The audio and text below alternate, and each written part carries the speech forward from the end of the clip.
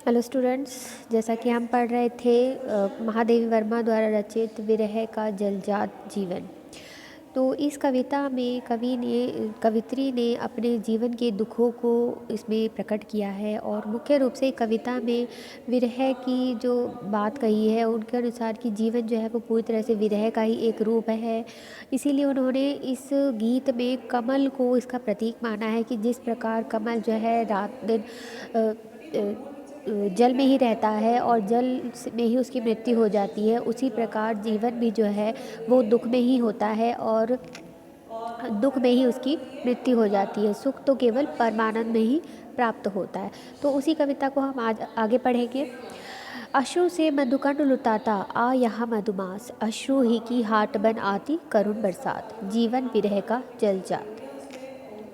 तो इस कविता में महादेवी वर्मा जी कहती हैं कि जीवन में व्याप्त दुखों से व्युत्पन्न करुणा से न केवल मनुष्य ही पूरी तरह से व्याप्त है वरन संपूर्ण प्रकृति भी उससे व्याप्त है।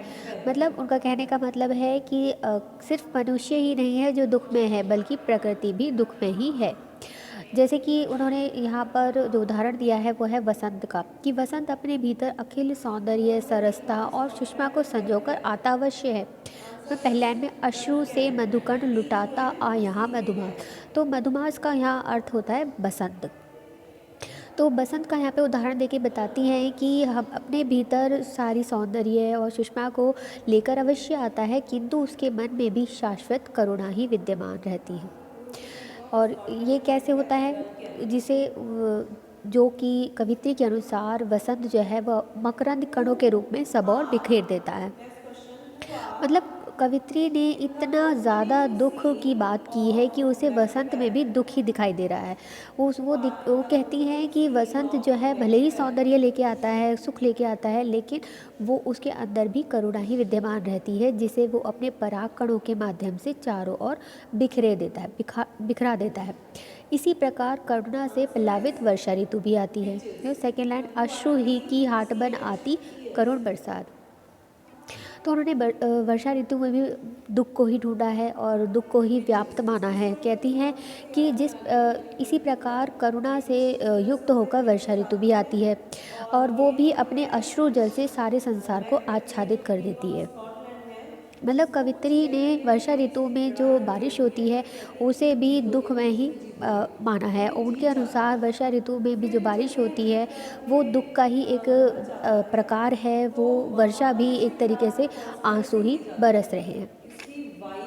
तो इस प्रकार से यह बरसात जो है सारे संसार को आंसुओं के बाजार में परिवर्तित कर देती है। एक अश्रु ही की हाट मतलब बाजार, कि आंसुओं के ही बाजार में बरसात भी बदल देती है सारे संसार को।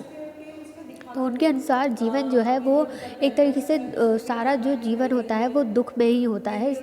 जीवन में दुख और करुणा के अलावा और कुछ नहीं होता। हर एक चीज़ जो है जो प्रकृति से संबंधित है उसमें भी उन्होंने दुख को ही व्याप्त माना है।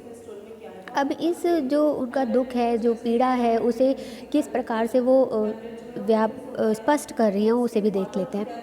कि वो जो है अपनी जो पीड़ा है उसकी जो निरंतरता है, ये शाश्वतता है, उसे स्पष्ट करती हुई कहती हैं कि भले ही वसंत जो है सारे संसार को अपने मकरंद कणों से महकाने आता है, किंतु मेरे लिए तो वह भी मकरंद के रूप में आंसू का रेला ही लेकर आता है।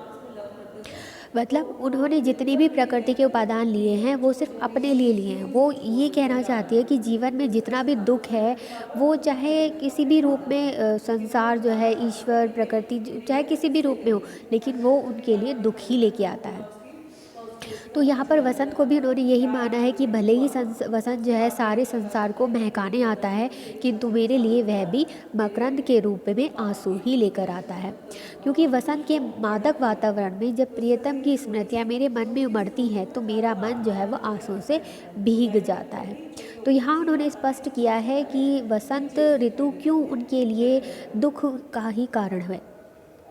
उनके दुख का कारण इसलिए है क्योंकि वसंत भी जो है उनके प्रियतम की स्मृतियों को लेकर आता है, इसलिए दुख का कारण बन जाता है। और इसी प्रकार बरसात भी जो है वो मेरे लिए आंसू का बाजार सजाती है, क्योंकि उससे भी प्रियतम के जो स्मृतियां हैं वो उनके मन में एक घुमाड़ती हैं, जिससे आँखों की बरसात शुरू होने लगती है। और ऐसा लगता है माने आँखें जो हैं वो प्रियतम को आकर्षित करने के लिए आँसुओं का बाजार सजा रही हों। और मेरे लिए तो जीवन का प्रत्येक क्षण विरह का सरोवर ही है। अगले देखते हैं, काल इसको दे गया पल आँसुओं का हार, पूछता इसकी कथा निश्वास ही में वात, जीवन विरह का जंजाल।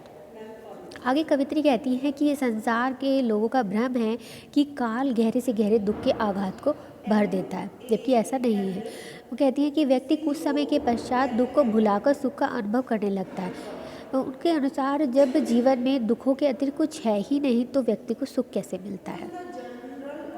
क्योंकि जैसा कि हमें पता है कि जो कवित्री हैं उन्होंने प्रकृति के हर एक उपादान में, हर एक तत्व में सिर्फ दुख ही उन्हें दिखाई दे रहा है, क्योंकि जो हर एक जो सुख की चीज़ें हैं वो उनके लिए प्रियतम की स्मृतियाँ वापस लेके आता है, इसीलिए उन्हें दुख ही अनुभव होता है।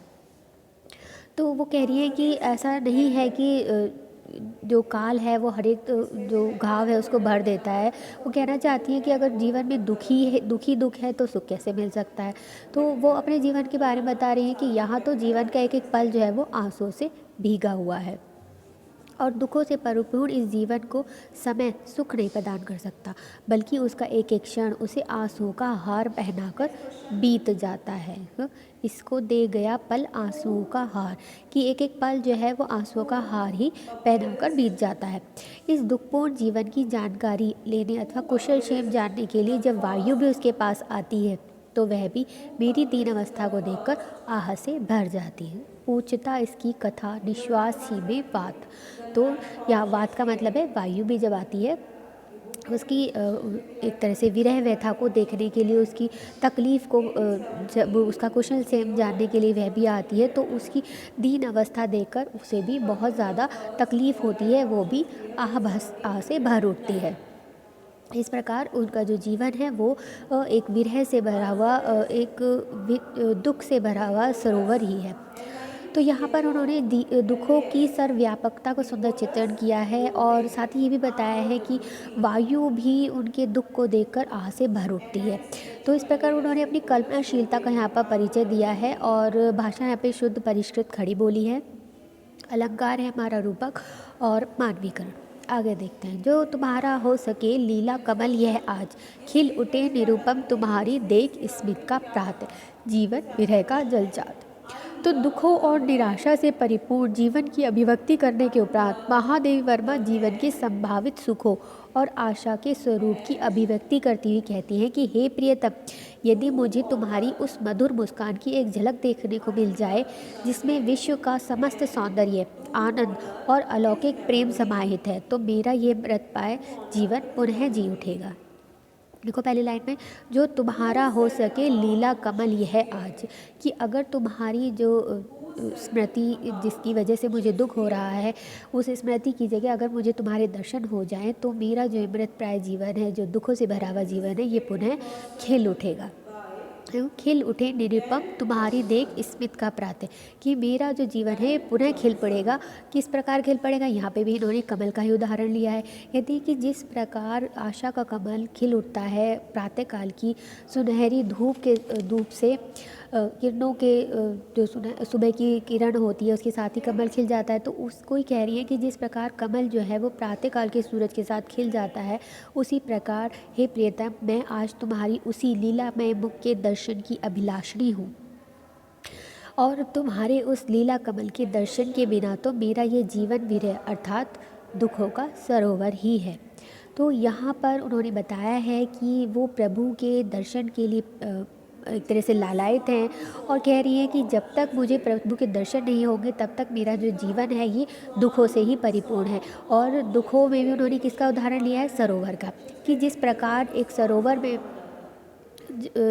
में जल ही जल होता है, उसमें जल में कमल खिलते हैं, उसी प्रकार मेरा जो जीवन है ये उसी कमल के भांति है और जो कि दुख रूपी सरोवर में डूबा हुआ है और इसे सुख भी मिल सकता है। यहाँ सुख की वो आशा कर रही हैं और कह रही हैं कि अगर मुझे आपकी मधुर मुस्कान की एक झलक मिल जाए, यानी कि अगर मुझे परमात्मा के दर्शन हो जाएं, तो मेरा ये जीवन जो जिसे वो मृतप्राय मान रही हैं और मान रही हैं कि मेरा जो जीवन है वो बिल्कुल बेकार है, हर चीज़ में उन्हें दुख नज़र आ रहा है, तो उसमें भी ये है कि वापस से वो पुनः जी उठेगा अगर उन्हें ईश्वर के दर्शन हो जाएं, अपने प्रिय के दर्शन हो जाएं। और ये किस प्रकार होगा कि जिस प्रकार प्रातःकालीन सूरज की रोशनी से कमल जो है, मृतप्राय जो कमल है वो पुनः खिल उठते हैं, उसी प्रकार कवित्री का जीवन भी पुनः खिल उठेगा ईश्वर के दर्शन से। तो यहाँ पर उन्होंने परम तत्व के लीला कमल के दर्शन को जीवन की गतिविधि का एकमात्र सूत्रधार, साध्य, आराध्य और प्राप्य मानकर उस असीम के साथ अपना भावात्मक संबंध स्थापित किया है। भाषा यहाँ पर खड़ी बोली है, अलंकार है हमारा रूपक। तो ये कविता यहाँ ही तक थी। इसके आगे हम अगली कविता करेंगे जो है यह मंदिर का दीप। तो के लिए थैंक यू।